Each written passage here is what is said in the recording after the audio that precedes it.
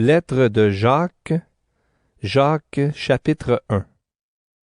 Moi, Jacques, serviteur de Dieu et du Seigneur Jésus-Christ, je salue le peuple de Dieu répandu un peu partout dans le monde entier. Mes frères et mes sœurs chrétiens, quand vous rencontrez des difficultés de toutes sortes, soyez très heureux. Vous le savez, si votre foi reste solide dans les difficultés, celles-ci vous rendent plus résistants.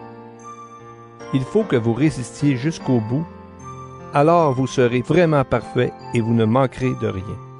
Si quelqu'un parmi vous manque de sagesse, il doit la demander à Dieu et Dieu lui donnera cette sagesse. En effet, Dieu donne à tous généreusement sans faire de reproches. Mais il faut qu'il demande avec foi, sans douter. Celui qui doute ressemble à une grosse vague de la mer que le vent soulève et agite. Celui-là ne doit pas penser qu'il va recevoir quelque chose du Seigneur. C'est quelqu'un qui ne sait pas choisir sa route. Tantôt il avance, tantôt il recule. Le chrétien qui est pauvre et petit peut être fier parce que Dieu lui donne une place importante. Le chrétien qui est riche doit être fier parce que Dieu le rend petit. En effet, le riche ne dure pas. Il est comme la fleur d'une plante sauvage.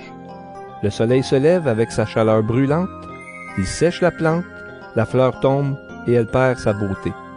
De la même façon, un jour, le riche va être balayé avec toutes ses activités. Il est heureux, l'homme qui résiste dans les difficultés. En effet, quand il aura montré sa valeur, il recevra la vie. C'est la récompense que Dieu a promise à ceux qui lui donnent leur amour. Quand quelqu'un a envie de faire le mal, il ne doit pas dire « c'est Dieu qui me pousse au mal ». Dieu ne peut pas avoir envie de faire le mal et il ne pousse personne au mal. Chacun est poussé au mal par son désir mauvais qui l'attire et l'entraîne. Et quand on laisse faire ce désir, il donne naissance au péché. Puis, quand le péché a grandi, il donne naissance à la mort. Mes frères et mes sœurs très aimés, ne vous trompez pas. Tout ce qui nous arrive de bon, tous les plus beaux cadeaux viennent d'en haut. Ils viennent de Dieu, le Créateur du soleil et des étoiles. Chez lui, il n'y a pas de changement, pas de mouvement, pas d'ombre. Dieu a voulu nous donner la vie par la parole de vérité. Alors nous sommes d'une certaine façon au premier rang de tout ce qu'il a créé. Mes frères et mes sœurs très aimés, vous devez savoir ceci. Chacun doit être rapide pour écouter, mais lent pour parler, lent pour se mettre en colère. Un homme en colère ne fait pas ce qui est juste aux yeux de Dieu. Alors, rejetez tout ce qui salit, tout ce qui rend mauvais. Recevez avec douceur la parole que Dieu a plantée en vous, elle peut vous sauver la vie. Ne vous contentez pas de l'écouter, mais faites ce qu'elle dit, sinon vous vous trompez vous-même. Oui, celui qui écoute la parole et qui ne fait pas ce qu'elle dit, voici à qui il ressemble. Il ressemble à un homme qui regarde son visage dans un miroir. Il se voit tel qu'il est, il se regarde, puis il s'en va et il oublie tout de suite comment il est. Au contraire, voici quelqu'un qui étudie avec attention la loi parfaite qui rend libre. Il reste attaché à cette loi, il écoute la parole, il ne l'oublie pas et il fait ce qu'elle dit. Cet homme-là sera heureux dans ce qu'il fera. Si quelqu'un croit être un bon chrétien, mais n'est pas maître de sa langue, il se trompe lui-même et sa façon de pratiquer la religion ne vaut rien. Aux yeux de Dieu notre Père, voici la façon parfaite de pratiquer la religion. Prendre soin des orphelins et des veuves dans leur malheur, ne pas se laisser salir par les choses du monde. Jacques, chapitre 2. Mes frères et mes sœurs, vous croyez en Jésus-Christ, notre Seigneur plein de gloire. Alors, ne faites pas de différence entre les gens. Prenons un exemple. Un homme vient là où vous êtes réunis. Il porte une bague en or et des habits très beaux. Un pauvre vient à la même réunion, il est mal habillé. Vous montrez plus de respect à l'homme qui porte les beaux habits et vous lui dites « Vous, asseyez-vous ici, à cette bonne place. » Au pauvre, vous dites « Toi, reste debout. » Ou bien « Assis-toi là, par terre, à mes pieds. » Quand vous agissez ainsi, est-ce que vous ne faites pas des différences entre vous? Est-ce que vous ne jugez pas avec un cœur mauvais? Écoutez, mes frères et mes sœurs très aimés, est-ce que Dieu ne choisit pas justement ceux qui sont pauvres aux yeux du monde? Il veut les rendre riches en leur donnant la foi. Il veut qu'ils reçoivent le royaume promis à ceux qui ont de l'amour pour lui. Mais vous méprisez les pauvres. Pourtant, qui vous écrase? Qui vous traîne devant les tribunaux? Ce sont les riches, n'est-ce pas? Ce sont les riches qui se moquent du beau nom que Dieu vous a donné. Les livres saints disent « Aime ton prochain comme toi-même. » C'est la loi du royaume, et si vous obéissez à cette règle, vous agissez bien. Mais si vous faites des différences entre les gens, vous péchez, et la loi de Moïse vous condamne parce que vous désobéissez. Oui, celui qui suit toute la loi, mais qui désobéit à un seul commandement, est coupable envers toute la loi. En effet, Dieu a dit « Ne commets pas d'adultère. » Mais il a dit aussi « Ne tue personne. » Donc, par exemple, tu ne commets pas d'adultère, mais tu assassines quelqu'un. En faisant cela, tu désobéis à la loi. Parlez et vivez comme des gens qui vont être jugés par une loi qui rend libre. Oui, au moment du jugement, il n'y aura pas de pitié pour ceux qui n'ont pas eu pitié des autres. Mais même quand Dieu juge, il est plein de pitié. Mes frères et mes sœurs, quelqu'un dira peut-être « Je crois en Dieu ». Mais s'il n'agit pas pour le montrer, cela sert à quoi? Est-ce que cette foi peut le sauver? Par exemple, un frère ou une sœur n'ont pas de vêtements, ils n'ont pas à manger tous les jours. Parmi vous, quelqu'un leur dit « Allez en paix, allez vous s'habiller et bon appétit ». Mais ces paroles servent à quoi si vous ne leur donnez pas ce qu'il faut pour vivre? Pour la foi, c'est la même chose. Si tu crois en Dieu, mais si tu n'agis pas, ta foi est complètement morte. Quelqu'un dira peut-être « Tu as la foi, moi j'ai les actes ». Je répondrai « Montre-moi comment ta foi peut exister sans les actes. » Et moi je vais te montrer par mes actes que ma foi existe. Tu crois qu'il y a un seul Dieu? Tu as raison. Les esprits mauvais le croient aussi, et même ils tremblent de peur. Tu es stupide. Est-ce que tu veux la preuve que la foi sans les actes ne sert à rien? Abraham, notre ancêtre, comment est-ce que Dieu l'a reconnu comme juste? C'est quand il a offert son fils Isaac sur l'autel, n'est-ce pas? Tu vois, sa foi agissait par ses actes, et ceux-ci l'ont rendue parfaite.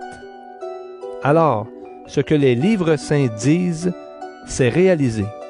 Abraham a cru en Dieu. Pour cela, Dieu l'a reconnu comme juste. Et il l'a appelé son ami. Vous voyez, Dieu reconnaît quelqu'un comme juste aussi à cause de ses actes, et pas seulement à cause de sa foi.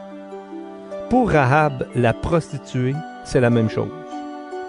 Dieu l'a reconnue comme juste à cause de ce qu'elle a fait.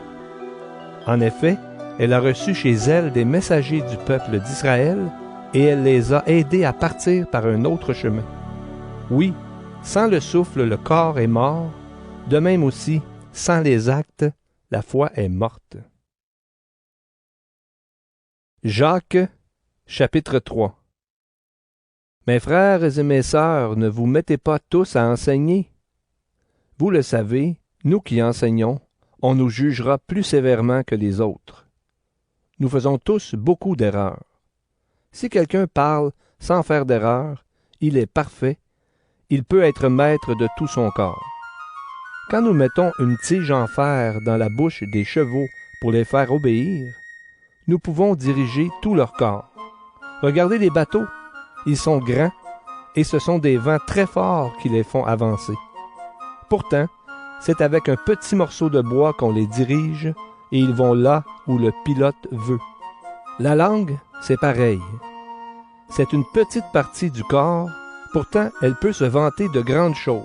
Regardez, il faut seulement une petite flamme pour mettre le feu à une grande forêt. La langue aussi est comme une flamme. C'est là que le mal habite. Elle fait partie de notre corps et elle le salit tout entier. Notre langue met le feu à notre vie, de la naissance jusqu'à la mort. Ce feu vient du lieu de souffrance lui-même. Les êtres humains sont capables de faire obéir tous les animaux, bêtes sauvages et oiseaux, serpents et poissons. Mais la langue, personne ne peut la faire obéir.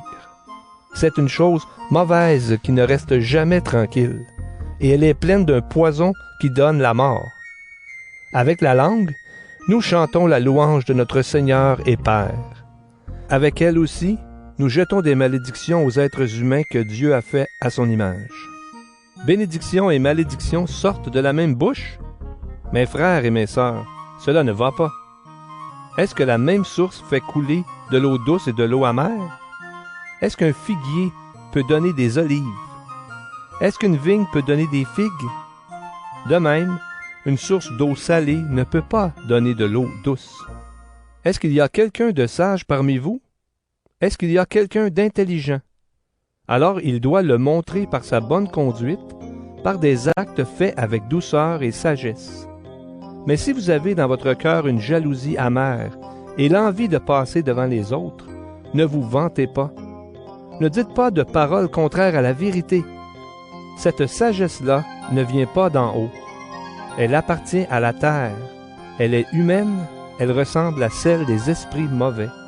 Quand les gens sont jaloux, quand ils ont envie de passer devant les autres, il y a du désordre et toutes sortes d'actions mauvaises. Mais la sagesse d'en haut donne d'abord un cœur pur, puis elle apporte paix et douceur. Elle cherche à unir, elle est pleine de bonté et elle produit des actions bonnes. Elle ne fait pas de différence entre les gens et elle n'est pas fausse. Ceux qui aiment la paix répandent la paix autour d'eux, comme des semences, et les fruits qu'ils récoltent, ce sont des actions justes. Jacques, chapitre 4. D'où viennent les disputes? D'où viennent les luttes entre vous? Est-ce qu'elles ne viennent pas des désirs mauvais qui luttent dans vos corps? Vous voulez quelque chose et vous ne pouvez pas l'avoir? Alors vous êtes prêt à tuer. Vous êtes jaloux et vous ne pouvez pas obtenir ce que vous désirez? Alors vous luttez et vous vous battez. Vous n'avez pas ce que vous voulez parce que vous ne le demandez pas à Dieu. Vous demandez et vous ne recevez rien? C'est que vous demandez mal. Vous demandez seulement pour satisfaire vos désirs mauvais. Vous trompez Dieu. Vous ne savez donc pas ceci? Aimer le monde, c'est détester Dieu. Celui qui veut être l'ami du monde devient l'ennemi de Dieu. Ce n'est sûrement pas pour rien que les livres saints disent « Dieu aime très vivement l'Esprit qu'il a mis en nous. » Mais Dieu nous fait un cadeau plus grand encore. En effet, les livres saints disent aussi « Dieu résiste aux orgueilleux. Il est bon pour les petits. » Alors obéissez à Dieu, mais résistez à l'esprit du mal, et il va fuir loin de vous. Approchez-vous de Dieu, il s'approchera de vous. Purifiez-vous, vous qui êtes pécheurs. Nettoyez vos cœurs, vous qui êtes faux. Soyez tristes, mettez des habits de deuil, pleurez. Changez vos rires en larmes et votre joie en tristesse. Faites-vous petits devant le Seigneur, et il vous honorera. Frères et sœurs chrétiens, ne dites pas de mal les uns des autres. Celui qui dit du mal d'un frère ou d'une sœur, ou qui les juge, dit du mal de la loi, et il juge la loi. Et si tu juges la loi, tu n'obéis plus à la loi, tu es son juge. C'est Dieu seul qui donne la loi et qui est juge. Lui seul peut sauver et faire mourir. Mais toi qui juges ton prochain, tu te prends pour qui? Maintenant, faites attention, vous qui dites, « Aujourd'hui ou demain, nous irons dans cette ville. Nous resterons là-bas 1 année. Nous ferons du commerce, nous gagnerons de l'argent. » Pourtant, vous ne savez même pas comment vous vivrez demain. Oui, vous êtes comme un petit nuage qui est là quelques instants et qu'on ne voit plus ensuite. Au contraire, vous devez dire, « Si le Seigneur le veut, nous vivrons et nous ferons ceci ou bien cela. » Mais non, Vous vous vantez avec des paroles pleines d'orgueil. Se vanter de cette façon, c'est mauvais. Celui qui sait faire le bien et ne le fait pas se rend coupable d'un péché. Jacques, chapitre 5. Maintenant, faites attention, vous les riches. Pleurez, criez à cause des malheurs qui vont venir sur vous. Votre richesse est pourrie, les vers mangent vos vêtements. Votre or et votre argent rouillent, et leur rouille va vous accuser. Elle va dévorer votre corps comme un feu. Le monde va bientôt finir. Pourtant, vous conservez des richesses en réserve. Et même, vous gardez pour vous le salaire des ouvriers qui font la récolte dans vos champs. Alors ils se plaignent, et les cris de ces ouvriers arrivent aux oreilles de Dieu, le Seigneur Tout-Puissant. Sur la terre, vous avez vécu au milieu des richesses, vous avez fait ce qui vous plaisait. Vous avez bien mangé pendant que des gens mouraient. Vous avez condamné les innocents et vous les avez tués. Ils ne vous ont pas résisté. Frères et sœurs chrétiens, soyez patients. Le Seigneur vient. Regardez le cultivateur. Il attend avec patience les belles récoltes de la terre, depuis les premières jusqu'aux dernières. Vous aussi, soyez patients. Courage, le Seigneur vient bientôt. Frères et sœurs, ne vous plaignez pas des autres pour que Dieu ne vous juge pas. Voici le juge, il est à votre porte. Frères et sœurs, les prophètes qui ont parlé au nom du Seigneur ont souffert avec patience. Prenez-les comme exemple. Voyez, les gens qui résistent dans les difficultés, nous disons qu'ils sont heureux. Vous avez entendu l'histoire de Job, l'homme patient. Vous savez ce que le Seigneur lui a donné à la fin. Oui, le Seigneur est plein de tendresse et de pitié. Surtout, mes frères et mes sœurs, ne faites pas de serment. Ne prenez pas comme témoin le ciel, la terre ou autre chose. Dites simplement oui quand c'est oui et non quand c'est non, alors Dieu ne vous jugera pas. Parmi vous, est-ce que quelqu'un souffre? Il doit prier. Est-ce que quelqu'un est heureux? Il doit chanter pour le Seigneur. Est-ce que quelqu'un est malade? Il doit appeler les responsables de l'Église. Ils verseront de l'huile sur lui et ils prieront pour lui, au nom du Seigneur. S'il prie avec confiance, cette prière sauvera le malade.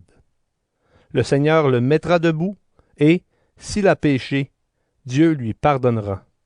Alors reconnaissez vos péchés les uns devant les autres.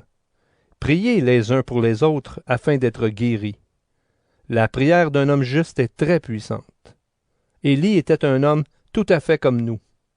Il a beaucoup prié pour que la pluie ne tombe pas, et la pluie n'est pas tombée sur la terre pendant 3 ans et demi. Puis il a prié encore une fois, et le ciel a donné de la pluie, la terre a produit ses récoltes. Mes frères et mes sœurs, parmi vous, quelqu'un peut se perdre loin de la vérité, et un frère ou une sœur peut le ramener. Eh bien, vous devez savoir ceci. Si une personne ramène un pécheur de la mauvaise route où il se trouve, il le sauve de la mort. Et à cause de cette action, Dieu va pardonner beaucoup de péchés.